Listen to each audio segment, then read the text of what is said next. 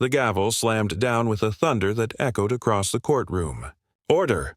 Judge Thomas barked, his voice sharp enough to slice through the silence. But no one was calm. Every reporter leaned forward, pens frozen. Every camera zoomed in, hungry for the shot that would define the day. $500 million. Dollars, Thomas declared, each word dropping like a hammer. "Mr. Ibrahim Traoré, this court fines you $500 million. Gasps, murmurs. A ripple of disbelief rolled across the room. $500 million? That wasn't just a fine. That was a public execution in financial form. It was power flexed in broad daylight.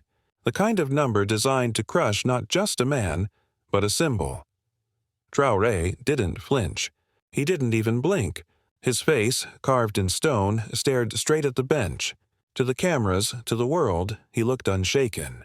But the weight of that number lingered in the air, pressing down on every chest, suffocating hope. And then, movement. A chair scraped back. A figure rose slowly, deliberately. Jasmine Crockett. Calm, collected, eyes burning like fire trapped behind glass. She didn't raise her voice. She didn't need to. The silence bent toward her as if the entire courtroom knew something was about to shift. "Your Honor," she began, her words sharp, deliberate, almost surgical.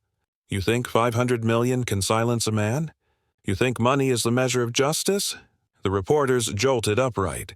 Pens raced across paper. Cameras zoomed closer. The audience could feel it. Something was about to break wide open. Judge Thomas tightened his jaw. "Counselor, this is not your stage," but Crockett smiled. Just a thin, dangerous smile. The kind of smile that made even the powerful uneasy. Because what she was about to say wasn't just defense. It was demolition, and the world would never see it coming. The hush in the courtroom felt heavy, almost unbearable. Reporters exchanged glances, sensing history being written in real time. Cameras clicked like nervous heartbeats. Crockett leaned forward, her voice steady but carrying the sting of steel. "You speak of $500 million as if it's a number on a spreadsheet, Judge. But let's be honest here. This is not about money. This is about power. About crushing a man because you fear what he represents." Gasps echoed again. Even some of the jurors shifted uncomfortably in their seats. Judge Thomas banged the gavel. "Counselor Crockett, watch your words. You're dangerously close to contempt of court." But Jasmine didn't back down. She took a slow step toward the bench, every movement deliberate, her voice cutting sharper with each word. "Contempt? No, Your Honor. What's contemptuous is weaponizing this courtroom to turn justice into theater. What's contemptuous is pretending $500 million is justice, when in reality, it's intimidation dressed in legal robes." The audience stirred. A man in the back whispered, "She's going to get thrown out." But Crockett wasn't just playing defense. She was rewriting the script. Judge Thomas narrowed his eyes. "You will not lecture this bench on justice. This court decides the law." And then it happened. Crockett's hand slammed onto the table. The sound cracked like a gunshot. "No, Your Honor, the people decide justice. And they are watching you right now. Millions of eyes across this nation, across this world. They see a judge who has confused vengeance with fairness. They see a system bending, breaking under its own hypocrisy." The room exploded with murmurs. Reporters scribbled furiously, some shaking their heads in disbelief.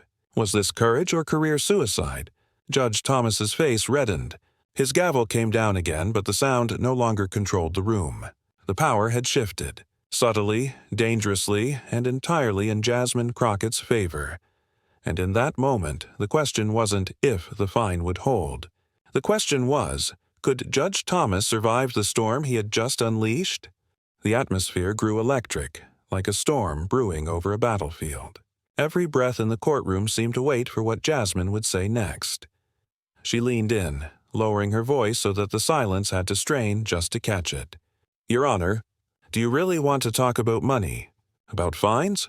Then perhaps we should talk about the one thing you never thought would see the light of day." Judge Thomas froze. His gavel hovered midair, caught between striking and trembling. The words landed like sparks on dry timber. "What are you implying, Counselor?" His tone was sharp, but beneath it there was a crack, thin but unmistakable. Jasmine pulled a folder from her bag, thick with documents. The sound of papers sliding against one another was deafening in the silence. Reporters craned their necks, cameras zooming so tight you could see the sweat on Thomas's temple. "I'm implying," Jasmine said, her voice steady as steel, "that before you dared to fine Ibrahim Traoré $500 million, you should have remembered your own dealings, the donations, the hidden accounts, the favors tucked neatly under the rug of judicial discretion." The room erupted. Gasps, shouts, whispers colliding in chaos.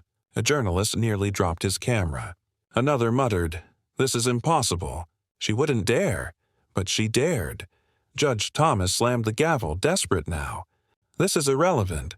This court will not indulge baseless accusations." "Baseless?" Jasmine's eyes flashed like lightning.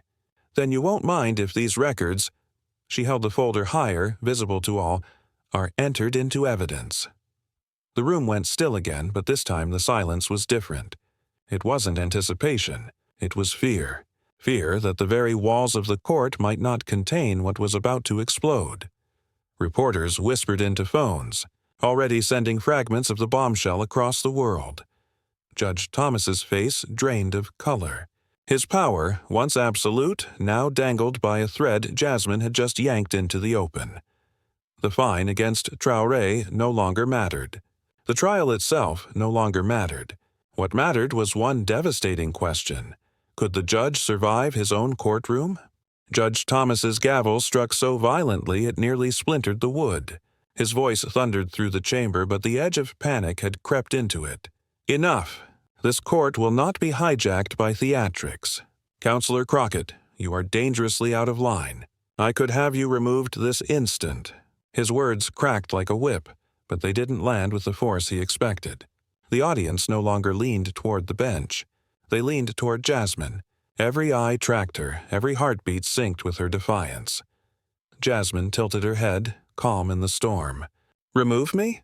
For telling the truth? For speaking what half the world already suspects?" She paced slowly, each step deliberate, her heels clicking like a countdown. "Your Honor, you may control this courtroom, but you do not control the people watching. And make no mistake, they see you." Reporters were scribbling so furiously their pens scratched like static. A cameraman mouthed the words, "This is history." Thomas leaned forward, his face crimson. "You are treading on contempt, Counselor.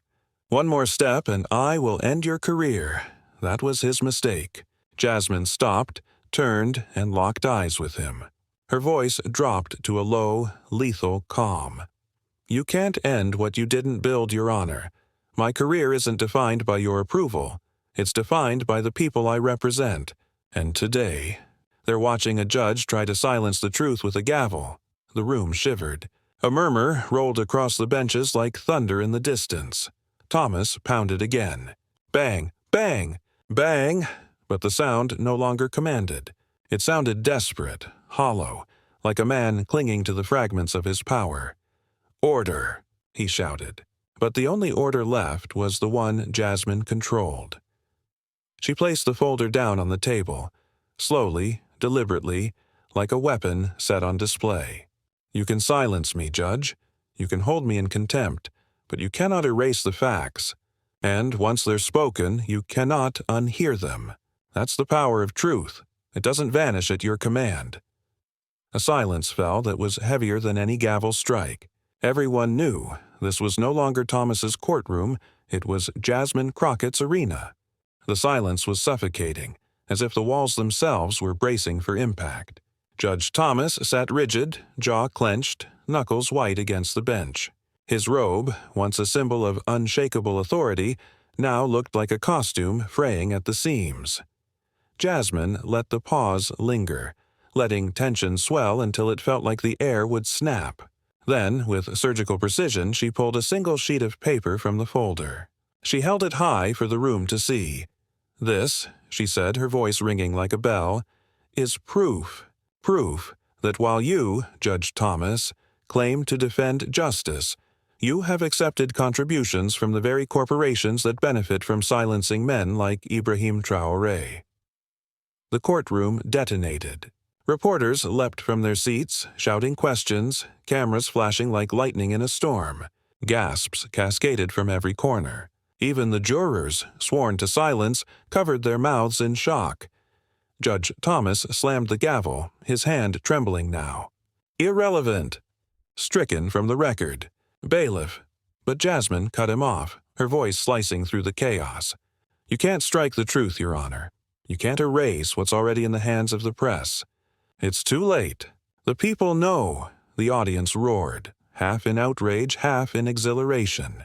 The bailiff hesitated, eyes darting between the trembling judge and the unflinching attorney. Thomas's face was ashen. You will regret this. His voice cracked, no longer the voice of a judge, but of a man cornered. Jasmine stepped closer, placing the paper gently on the bench before him. Her eyes locked on his, steady, merciless. No, Your Honor, it's you who will regret underestimating the people. You tried to bury a man under $500 million, but now it is your name that carries the weight of corruption. A stunned hush swept across the room. The gavel lay useless. Authority had shifted, irrevocably. And for the first time, Judge Thomas looked small. The trial wasn't about Ibrahim Traoré anymore. It wasn't about a fine. It was about the crumbling facade of power. And Jasmine Crockett had just pulled the mask clean off. Chaos. That was the only word to describe what followed. The courtroom, once bound by order, now buzzed like a hive struck by fire. Reporters bolted for the exits to file their stories. Jurors whispered in disbelief, their oaths of silence drowned by the noise. Even the bailiff, stoic, unmovable, stood frozen, eyes wide, unsure which way authority leaned anymore. Judge Thomas gripped the bench like a man clinging to the edge of a cliff. His face, pale and strained, told the story without words. The empire of control he had built over decades was collapsing in real time, under the weight of his own secrets. And then, in the middle of the storm, Jasmine Crockett didn't raise her voice. She lowered it. Calm, deliberate, lethal. This courtroom has witnessed more than a trial today. It has witnessed the unmasking of power. You tried to bury justice under $500 million. But justice doesn't come with a price tag. It comes with truth. And truth is free. The words fell like thunder, yet delivered in a whisper. The room froze, as if time itself paused to record the moment. Judge Thomas tried one last strike of the gavel, but the sound was weak, almost pitiful. No one listened. Authority had shifted so completely that the symbol of his power was nothing more than wood against wood. Jasmine gathered her papers, her movements slow, deliberate, as if declaring victory with each fold and tuck. Then she turned to the cameras, straight to the millions watching beyond those walls. Her eyes locked into the lens like an arrow drawn and ready. History will remember this day, she said. Not because a judge fined a man $500 million, but because when power tried to silence justice, justice spoke louder. The room erupted. Some cheered, some jeered, but no one stayed silent. Judge Thomas slumped back in his chair, defeated, his robe suddenly feeling like a shroud. Ibrahim Traoré, silent until now, finally allowed a faint smile to cross his face, not of victory, but of vindication. And Jasmine Crockett? She walked out without looking back, her footsteps echoing like a war drum. The trial was over, but the battle for truth had just begun.